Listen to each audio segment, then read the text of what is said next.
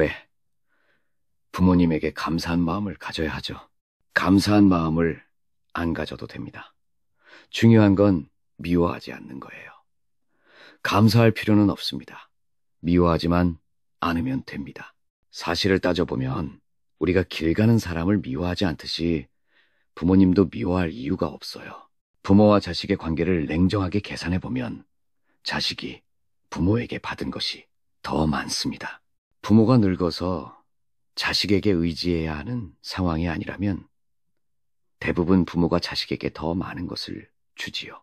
부모님이 야단을 쳤다고 해도 그것은 부모님의 성격 때문일 수가 있습니다. 부모님이 이혼을 한 것도 자식이 개입할 수 없는 문제입니다. 하지만 어린 시절에는 이런 일들이 깊은 상처가 될 수 있습니다. 어른에게는 일상적인 일이지만 아이에게는 그때 받은 상처가 오래 남을 수 있습니다. 그래서 부모가 아이를 키울 때 조심해야 한다고 말하는 겁니다. 그렇다고 부모님이 일부러 나를 힘들게 하려고 그렇게 했던 것은 아닙니다. 부모님도 그저 본인의 수준에서 최선을 다했을 가능성이 큽니다. 그래서 어린 시절에 상처를 받은 것은 사실이지만 성인이 된 지금은 그럴 수도 있었겠다 하고 받아들이는 것이 필요합니다. 어렸기 때문에 더 크게 상처를 받았던 것입니다. 성인이 된 지금이라면 같은 상황에서 그렇게 큰 상처를 받지는 않았을 겁니다.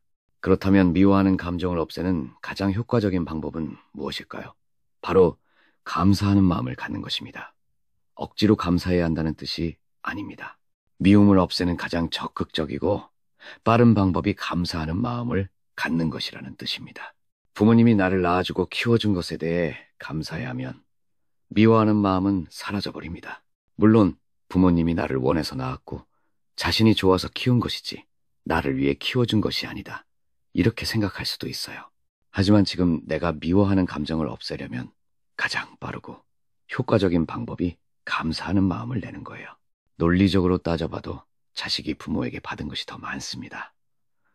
만약 제가 길을 떠돌며 남의 집에서 밥을 얻어먹고 처마 밑에서 잠을 자야 하는 상황이라고 합시다. 누군가가 저를 재워주고 밥을 주지만 매일 야단을 치고 가끔 한 대 때리기도 합니다. 이럴 때 어떤 것이 더 나은가 하는 문제입니다. 저라면 한 대 맞고 밥을 얻어먹는 게 낫다고 생각할 거예요.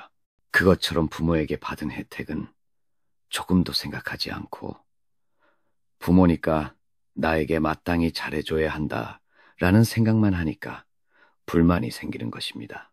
내가 원하는 만큼 부모가 해주지 못한 것은 맞습니다.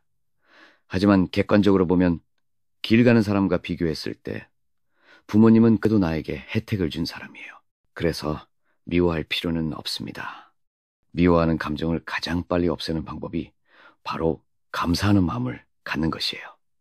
감사하는 마음을 내면 미움은 흔적도 없이 사라집니다. 미움이 남아있는 것은 감사하는 마음이 없기 때문이에요. 감사하지 않아도 되지만 미워하지 않는 것이 더 중요합니다. 자연계에서도 새가 둥지를 떠나면 부모와 따로 사는 것이 자연스러운 일입니다. 연락하고 싶으면 하면 되고 연락하기 싫으면 안 해도 돼요. 그건 전혀 문제가 되지 않습니다. 부모님이 자식을 보고 싶어 괴로워한다면 그것은 부모님의 문제이지 나와는 상관없는 일이에요. 하지만 내가 부모님께 죄책감을 느낀다면 그 죄책감을 없애기 위해 연락할 필요가 있는 겁니다. 부모님을 위해 연락하는 것이 아니라 나 자신이 괴로움에서 벗어나기 위해서 연락하는 것입니다. 나중에 부모님이 돌아가셨다는 소식을 듣게 되었을 때 그냥 모르는 사람처럼 받아들일 수 있다면 연락하지 않아도 돼요. 하지만 그때 한 번쯤 연락해 볼 걸 하고 후회할 것 같다면 그 후회를 막기 위해 지금 연락하는 거예요. 결국 무엇이 나에게 이로운지 본인 스스로 살펴보고 결정하면 됩니다. 나중에 후회하는 것을 피하려면 연락하는 것에 대해 열어두는 것도 방법이에요. 부모님께 잘하라는 얘기가 아니라 그냥 연락하는 것을 열어두는 것만으로도 나중에 후회를 덜 할 수가 있다는 겁니다. 하지만 연락하는 것을 열어두면 불필요한 스트레스나 갈등이 생길 것 같다면 굳이 열어둘 필요는 없습니다. 그런데 만약 내가 부모님을 미워해서 연락을 안 하는 것이라면 그 미움이 내 상처 때문 아닌가 하고 생각해 봐야 해요. 그 상처가 내 문제라면 결국 나 스스로 해결해야 합니다. 상처가 치유되면 연락하는 것을 열어놓고 살 수도 있는 거예요. 저도 가족들과 연락하는 것을 늘 열어두고 있지만 가족들과 거의 만날 일이 없어요. 너무 바쁘니까 자연스럽게 연락이 뜸해지는 겁니다. 친구나 주변 사람들도 마찬가지입니다. 일부러 관계를 끊거나 연락을 차단할 필요는 없어요. 스토커처럼 집착하는 사람이 아니라면 굳이 차단할 이유는 없습니다. 연락을 차단한 결과 나중에 본인이 후회를 하게 될지에 대해 스스로 점검해보면 쉽게 결정을 내릴 수가 있어요. 가족관계는 무의식에 남아있는 것이기 때문에 부모가 나에게 상처를 줬다고 해도 내 안에는 부모에 대한 애정이 남아있을 수 있습니다.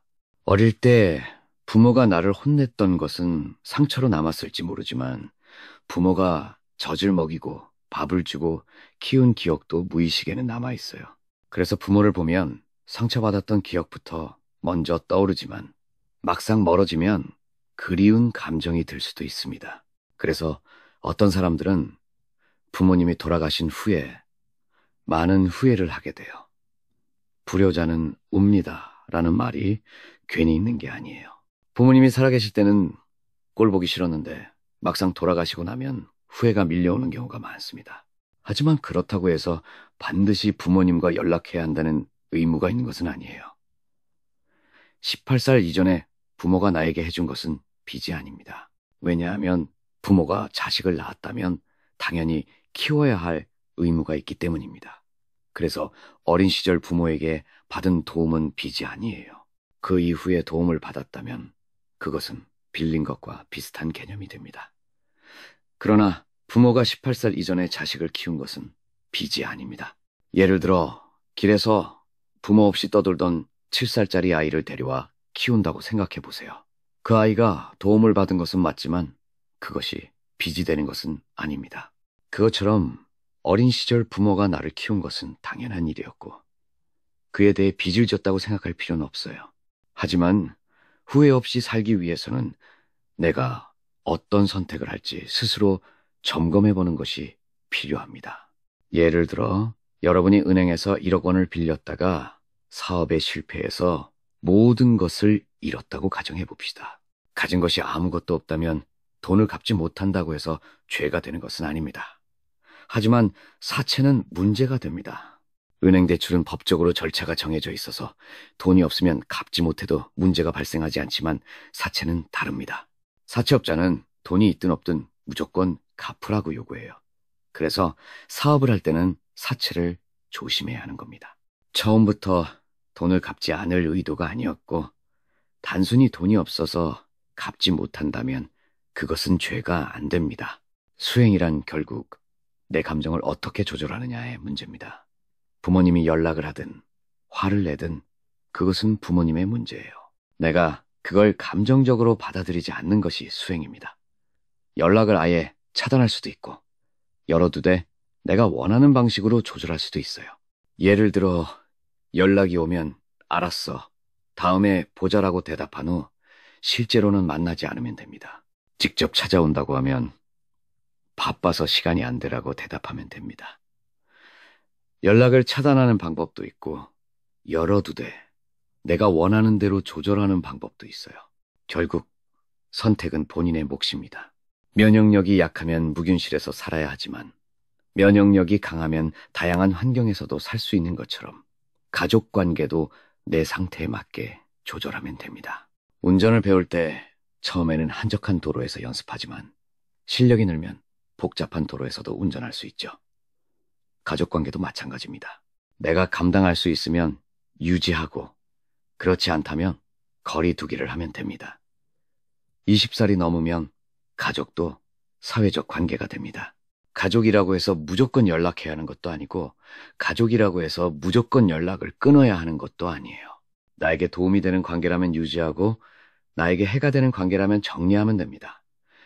죄책감을 가질 필요는 전혀 없어요.